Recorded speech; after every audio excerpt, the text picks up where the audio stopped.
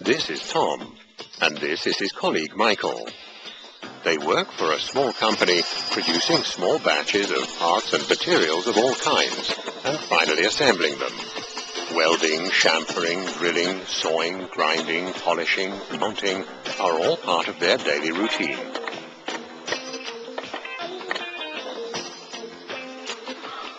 If we have to finish this job by Friday, we're going to need some help.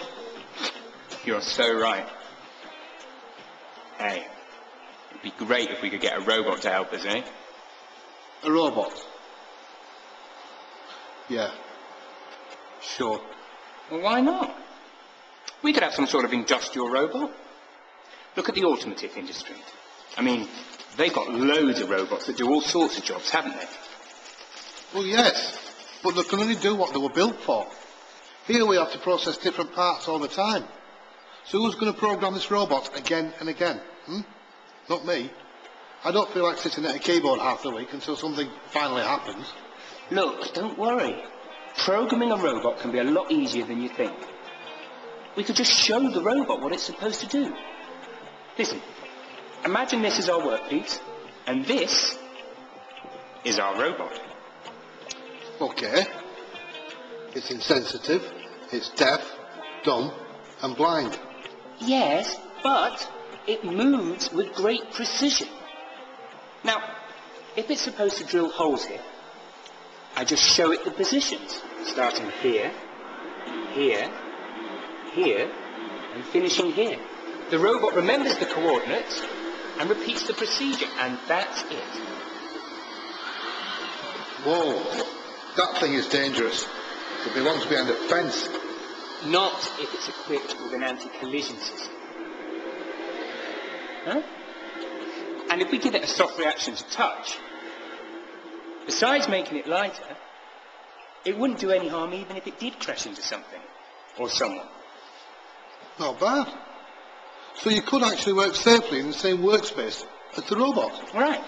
And because the robot is now so light, you could easily move it from one location to another.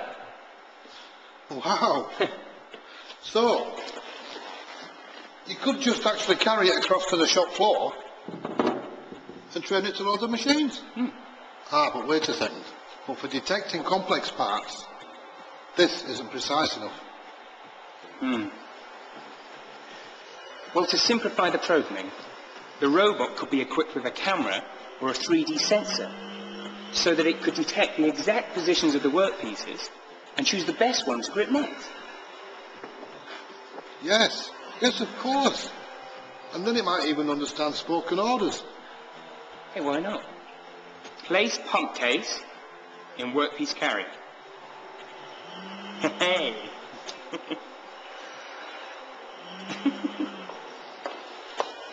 Hey, what's up with you two? There's work waiting to be done. And what's that thing over there? We are just inventing a robot to do routine work. Our robot can already work wood and feed the workpiece carrier. And it's extremely easy to teach. And, I bet it costs a fortune. well, no, not really. It wouldn't cost any more than a milling machine. And you needn't buy it immediately. Perhaps you could just rent it for a certain period of time or a certain production quantity. Sounds all right, but don't you have to have special training to operate it, which also costs? Well, yes, of course, the staff will still need training, but no more than for any other new machine. Yes, but... You know what? I think we need to send the management on a training course to show them the advantages of the robot.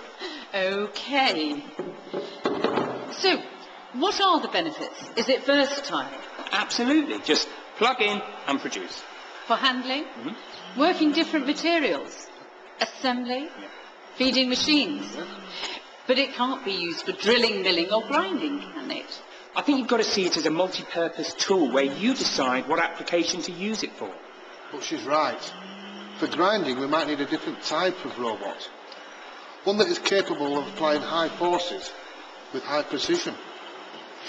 And it's still got to be lightweight, with collision detection and all that. Right. What about a robot that's made up of rigid, lightweight modules. That might be the answer. That's a robot too. Yes, it is. It may look a bit unusual, but these variable parallel kinematics provides the stiffness and high forces required for applications like grinding. But grinding has to be absolutely accurate. How do you intend to manage the programming? Well, actually, that's quite easy. Either by demonstration or, if we need to be more accurate, we could feed the robot directly with the CAD data. And then, to check the exact positioning, we just move the tool to a number of reference points.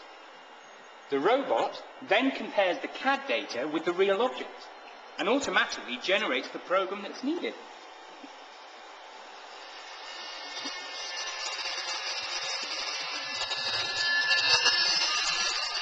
Well, someone really should invent such versatile robots.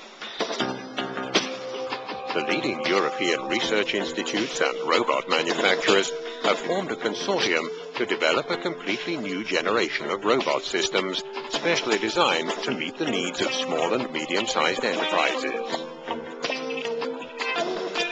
SME Robot, the European robot initiative to strengthen the competitiveness of small and medium-sized enterprises in manufacturing.